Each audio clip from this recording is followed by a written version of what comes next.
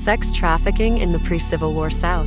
The term fancy girl was used by slave traders and slave owners to describe young, attractive, light-skinned, mulatto slave women and girls during the pre-Civil War South. These young, light-skinned, female slaves were purchased by slave traders and then resold to slave owners who sexually exploited them. Prior to being sold to slave owners, these female slaves were usually physically and sexually abused by slave traders. The fancy trade, in today's term, was sex trafficking, except it was not illegal in the South.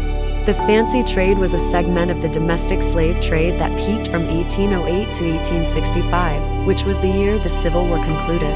During its peak years, the domestic slave trade transferred millions of slaves from places, such as the Chesapeake Bay region, to cotton plantations in the Deep South. Chattel slavery. Chattel slavery meant that slaves were the property of their owners. Slaves had no more rights than ordinary farm animals.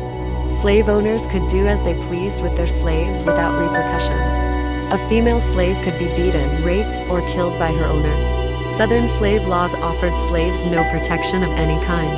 Fancy girls faced physical and sexual violence from the slave traders who were trafficking them and the slave owners who would ultimately own them. Franklin and Armfield. In the 1830s, Franklin and Armfield, the largest domestic slave trader in the nation, was very active in the fancy trade business. The firm was headquartered in Alexandria, Virginia. Franklin and Armfield's headquarters in Alexandria was massive. It took up half a square block on Duke Street. The walled compound included a 3-story, federal-style townhouse that served as the business office.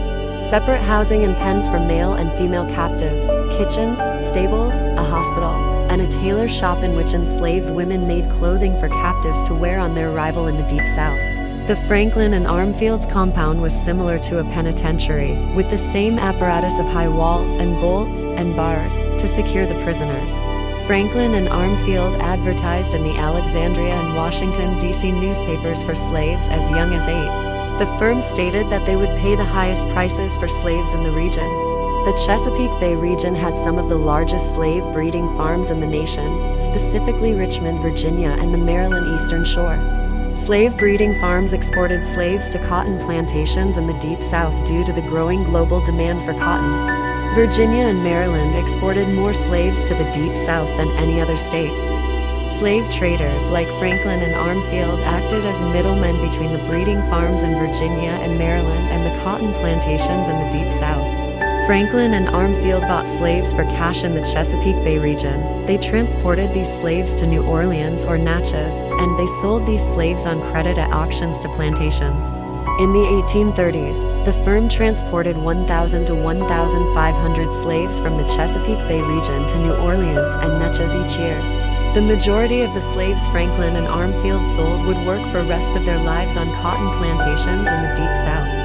The fancy trade was a profitable side business for Franklin and Armfield. The firm purchased young, attractive, light-skinned female slaves in the Chesapeake Bay region, who it believed it could profitably resell to slave owners in the Deep South.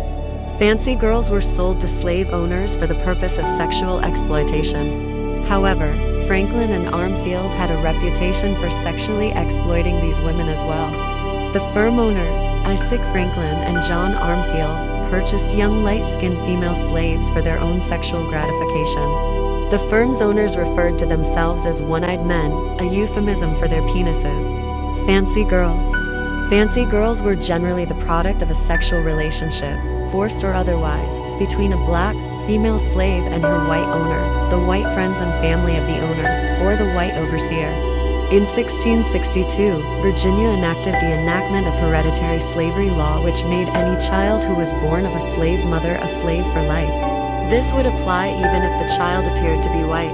On slave breeding farms in the Chesapeake Bay region, children were generally taken away from their slave mothers as soon as they were weaned and sold to a plantation in the Deep South. The word fancy in the term fancy girl refers to the fact that these women and girls were kept around only as long as they met the owner's fancy. At auction, fancy girls typically sold for 4 to 5 times the price of a female field laborer. Fancy girls often sold for as much or more than a prime male field laborer.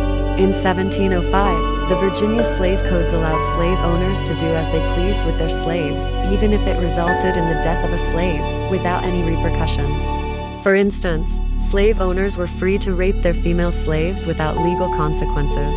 For example, Robert Lumpkin ran the largest slave breeding farm in the nation, which was referred to as slave jail. The breeding farm was located in Richmond, Virginia, and it was surrounded by a 12-foot fence with iron spikes. Lumpkin had 5 children with a slave named Mary.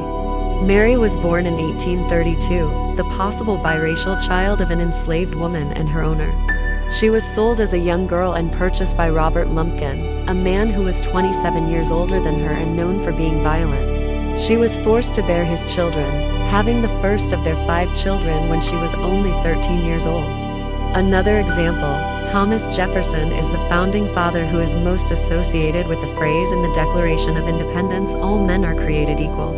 Nonetheless, Jefferson was a slave owner who owned as many as 600 slaves. In fact, Jefferson may have fathered as many as 6 children with a slave he owned named Sally Hemings. Sally Hemings was light-skinned and biracial. Jefferson was 44 years old while Hemings was only 14 when the sexual relationship started in 1787.